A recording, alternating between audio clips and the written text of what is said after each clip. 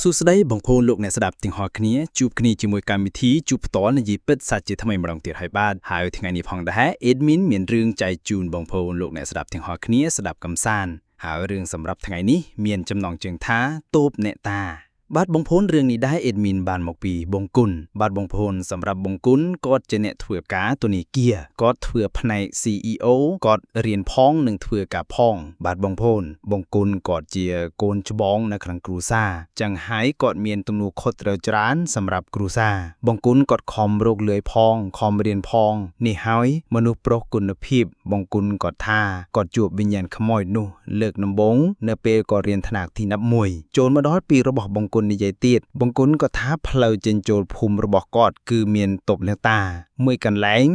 នៅជិតនឹងស្ពានតែមិនមែនតូបអ្នកតាគេដាក់នៅជាប់ដៃស្ពានអីទេគឺនៅខាងស្ដាំដៃនៃស្ពានចម្ងាយ10ម៉ែត្របង្គន់ក៏តែងតែជួបរឿងរ៉ាវជាច្រើនលើកច្រើនសារនៅកន្លែងតូបអ្នកតាជាប់ស្ពានផ្លូវចេញចូលភូមិរបស់គាត់នោះបង្គន់ថាមិនមែនជួបតែគាត់ទេអ្នកផ្ទះរបស់បង្គន់ក៏ជួបអ្នកភូមិពួកម៉ាក់របស់បង្គន់សុទ្ធតែជួបចឹងហើយបាទបង្គន់គាត់ឡាយករឿងនេះមកនិយាយចែកជូនបងប្អូនមកស្ដាប់កំសាន្តទាំងអស់គ្នាបាទបងប្អូនបាននិយាយបន្តទៀតថាកាលដែលជួបរឿងដែលធ្វើឲ្យយើងបារម្ភនៅផ្លូវស្ពានមានតូបអ្នកតានោះគឺមិនធ្វើឲ្យយើងឈឺទេហើយក៏មិនធ្វើឲ្យយើងខ្លាចដែរចង់ដឹងថាវាយ៉ាងណាចាំស្ដាប់បន្តទៅមុខទៀតបងប្អូនបង្គន់គាត់បាននិយាយបន្តទៀតថាកាលដំបូងឡើយបង្គន់គាត់បានចេញពីរៀនថ្ងៃឡើងគាត់សុំពួកម៉ាក់គាត់ចេញមកមុនដោយសពដងគាត់ជីកមកជុំគ្នាពេលនោះបង្គន់ក៏ជីកតាមផ្លូវស្ពានដែលមានតូបអ្នកតាបង្គន់ជីកជិតដល់ផ្លូវឡើងស្ពានកង់របស់បង្គន់ចាប់ផ្ដើមធ្ងន់តែម្ដងគាត់ថា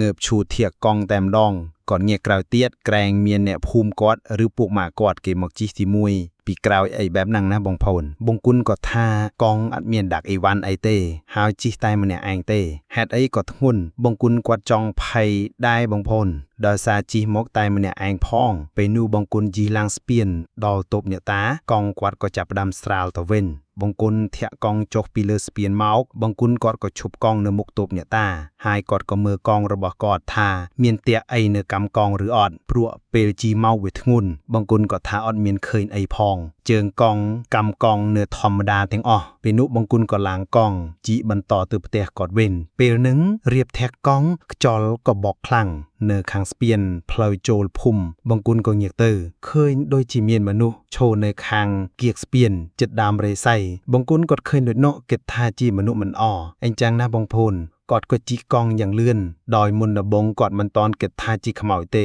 ព្រោះគាត់ថាមើលក្នុងរឿងឃើញខ្មោចគេមកលងបែបឈុតសអីអញ្ចឹងទៅបង្គន់ក៏និយាយបន្តទៀតថានៅថ្ងៃមួយម៉ែរបស់បង្គន់ក៏ឲ្យបង្គន់ទៅយកបន្លែនៅផ្ទះពួកម៉ាក់ម៉ែរបស់គាត់ចឹងហើយបង្គន់គាត់ក៏ជីទៅយកដោយសារពួកម៉ាក់ម៉ែរបស់បង្គន់គាត់ទៅមកពីចំការគាត់ចឹងមកដល់ក៏ទេឲ្យម៉ែមកយកបន្លែពេលនឹងបង្គន់គាត់ប្រាប់ថាម៉ែគាត់ឲ្យចេញទៅយកបន្លែនៅម៉ោង6កន្លះហើយបង្គន់ថាទៅយកពីអ្នកណាបានទៅមេឃយប់ហើយម៉ែគាត់ក៏ឲ្យទៅពីអ្នកប្អូនរបស់បង្គន់ក៏ជិះទៅយកបន្លែពេលជិះទៅផ្ទះរបស់ពួកម៉ាក់ម៉ែរបស់បង្គន់ហើយក៏ត្រឡប់មកវិញពេលដែលត្រឡប់មកវិញបង្គន់និងប្អូនរបស់បង្គន់ជិះកង់ឡើងផ្លូវបត់ជិតមកដល់ផ្លូវស្ពានបង្គន់និងប្អូនគាត់ក៏ជិះកង់យ៉ាងលឿនព្រោះឃើញថាយប់ហើយក៏ជិះឡើងមកដល់លើស្ពានពេលជិះមកដល់កណ្ដាលស្ពានប្អូនបង្គន់ក៏ងាកក្រោយប្អូនបង្គន់ក៏បាននិយាយឲ្យបង្គន់ថាក់កង់ឲ្យលឿនប្អូនបង្គន់បាននិយាយថាមនុស្សរត់ដេញតាមជិះឲ្យលឿនពេលនោះបង្គន់ក៏ធាក់កង់យ៉ាងលឿន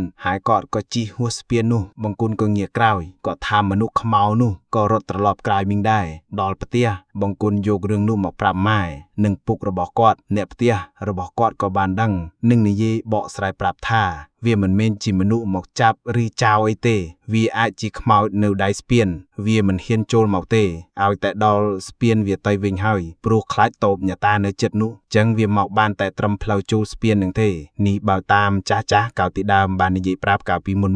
បង្គន់គាត់ក៏ដឹងហើយគាត់តែងតែជិះលឿននិងជិះដោយការប្រុងប្រយ័ត្នខ្លួនជានិច្ចពេលទៅដល់ស្ពានចិត្តតូបអ្នកតានោះបាទបងប្អូនបង្គន់ក៏បាននិយាយបន្តទៀតថាមិនយូរប៉ុន្មានបង្គន់ក៏ត្រូវទៅយកបន្លែ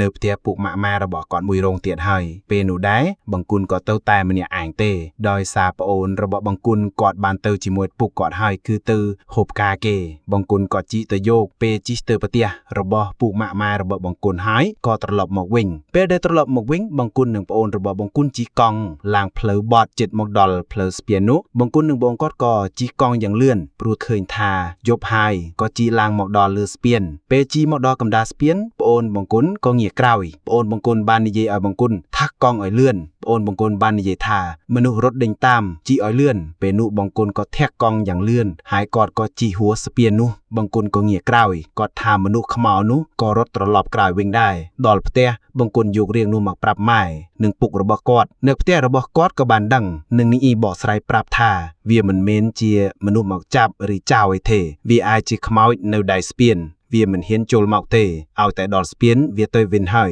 ព្រោះខ្លាចតូបអ្នកតានៅចិត្តនោះចឹងវាមកបានតែត្រឹមផ្លូវចូលស្ពាននឹងទេនេះបើតាមចាស់កាលពីដើមបាននិយាយប្រាប់កាលពីមុនបង្គន់គាត់ក៏ដឹងហើយក៏តែងតែជិះលឿននិងជីដែលកែប្រុសប្រជាខ្លួនជានិច្ចពេលទៅដល់ស្ពានចិត្តតូបអ្នកតានោះបាទបងប្អូនបង្គន់ក៏បាននិយាយបន្តទៀតថាមិនយូរប៉ុន្មានបង្គន់ក៏ត្រូវទៅយកបន្លែនៅផ្ទះពួកម៉ាក់ម៉ែរបស់គាត់ពេលនោះដែរបង្គន់គាត់ទៅតែម្នាក់ឯងទេដោយសារប្អូនរបស់បង្គន់គាត់បានទៅជាមួយពុកគាត់ហើយគឺទៅហូបការគេបង្គន់ក៏ជីទៅដល់ត្រង់ចំណុចស្ពាននោះជីហួរស្ពានបង្គន់ក៏ឃើញវិញ្ញាណខ្មៅនោះរត់ដេញតាមពីក្រោយកង់របស់បង្គន់នោះបង្គន់ឃើញដូចនោះបង្គន់ក៏ជីកង់យ៉ាងលឿនទៅយកបន្លែបងប្អូនដឹងយ៉ាងម៉េចទេគឺថាគាត់មិនហ៊ានមកផ្ទះវិញទេគឺគាត់បានឲ្យមីងដែលជាពួកម៉ាករបស់ម៉ែគាត់នោះជូនមកគឺថាគាត់បានជួបខ្មោចនៅត្រង់ចំណុចស្ពានមានតូបនេតានោះលីដូចនោះមីងនិងប្តីរបស់គាត់ក៏ជូនមកបង្គន់ក៏ជីមកដល់ផ្ទះដោយសប្បាយចិត្តគ្មានខ្មោចណាដេញពីក្រោយទៀតទេ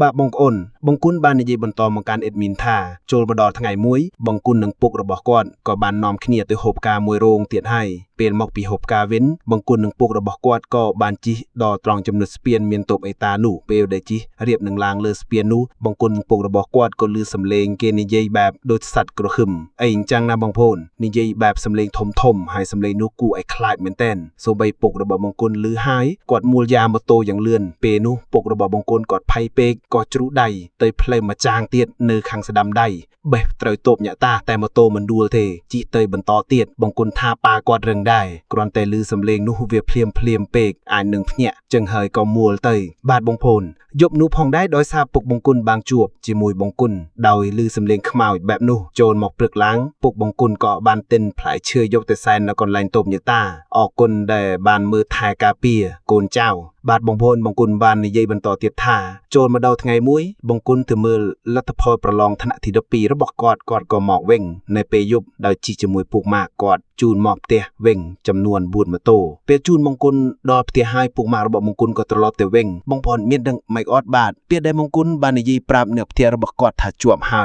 យក៏កំពុងនិយាយគ្នាតទៀតដើម្បីធ្វើការជប់លៀងពុកម៉ាក់របស់បង្គន់ទាំង4ម៉ូតូនោះក៏បកមកផ្ទះរបស់បង្គន់វិញដោយទឹកមុខភ័យខ្លាំងតែម្ដងហើយពុកម៉ាក់របស់បង្គន់ទាំង4ម៉ូតូនោះក៏សុំពុកបង្គន់ដេកនៅផ្ទះគាត់មួយយប់សិនទៅមិនហ៊ានទៅផ្ទះវិញទេដោយសារជួបខ្មោចនៅត្រង់ស្ពានមានតូបអ្នកតានោះពុកបង្គន់ក៏ដឹងហើយគាត់ក៏ធ្លាប់ជួបដែរពុកម៉ាក់របស់បង្គន់ទាំង4ម៉ូតូនោះក៏នាំគ្នាដេកនៅផ្ទះបង្គន់មួយយប់ទៅដល់ព្រឹកឡើងបាននាំគ្នាត្រឡប់ទៅផ្ទះវិញបង្គន់បាននិយាយបន្តទៀតថាពេលដែលដេកជុំគ្នាជាមួយពុកម៉ាក់គាត់នោះក៏បាននិយាយមកប្រាប់បង្គន់ថាពេលឡើងមកដល់ដៃស្ពានក៏មានមនុស្សខ្មៅមកឈរចាំនៅចុងស្ពានលាដៃបែបយ៉ាងផ្លូវមិនឲ្យទៅពួកគាត់ឃើញពីចម្ងាយដូចនោះក៏បកម៉ូតូត្រឡប់ក្រោយវិញទៅព្រោះពេលដែលឃើញនោះមនុស្សខ្មៅនោះមិនមានជើងទេម្នាក់នាំគ្នាបកម៉ូតូមកវិញយ៉ាងលឿនចឹងហើយបានដល់ផ្ទះបង្គន់មុខម្នាក់ភ័យខ្លាំងយ៉ាងនឹងបង្គន់គាត់ក៏បាននិយាយបន្តទៀតថា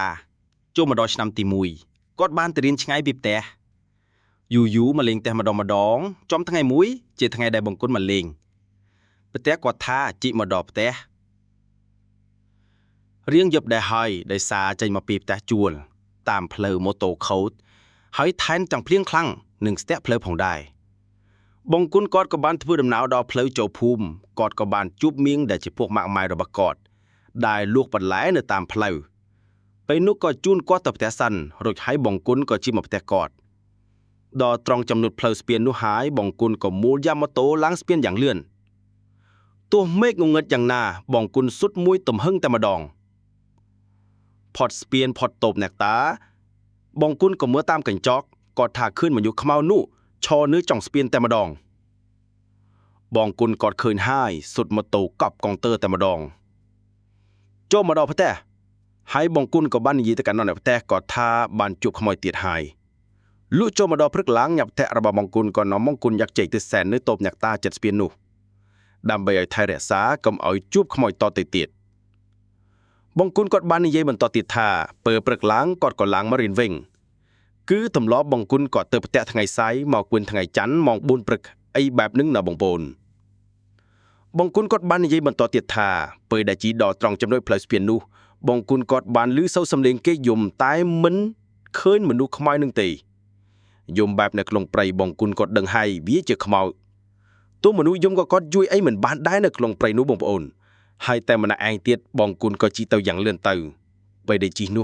กอดอนาคอมเกิดทามันไอแต่เมียนนาบองปนเอ้ยมนุษย์ขมายนุวีรุดเดินมาเตาบองกุนแต่มาดองให้งงเงเตียดบองกุนทาวีรุดเดินจับพองวียุ่มพองออมไมโกนมาดอจำนวนนี้แอดมินยี่แต่งบาร่มแต่มาดองบองพนบองกุนก็บ้านยี่บนต่อเตียดทาเวียนเนอแต่บันต่อเดินเฮาเหาะเตียดบองกุนกวาดตรอมมันบานเต้มันเนี่ยไอพองก็ใส่ลูกตาเอ้ยช่วยกุนเจ้าพองบองกุนก็ทับเปรได้กอดใส่แบบนู้วิญญาณขมายนุกอบบัดแหลกดังตามกอดเตียดคือกอดมือตามกันจอบมาโตคือรุนเลี้ยบัดแต่มาดองบองปนจากบรรทักขมายวีมันเฮียนเต้จะมวยมาจัดตึกมาจัดใดเด้งเก็บบ้านแต่กลายตึกใดให้กึศแต่ครูนไอคลั่งดอนลูกตาตรอมแรงบานเล่งขมอกหนึ่งมวยบาดบองปนเรื่องระเบิดบองกุนกอดเมียแต่ตรำนี้บองปนออกคนในบ้านเอาเรื่องนี้หมอกแอดมินนี่ยัยหลังบาโรมแต่มาดองบองกุนเอ้ยบาดบองปนยืนกอดโจมาดอตีบรรจบหายจุบกันในเรื่องไกลบรรต่อเตียดจำริบเลียซกสบายเตียงออกเนีย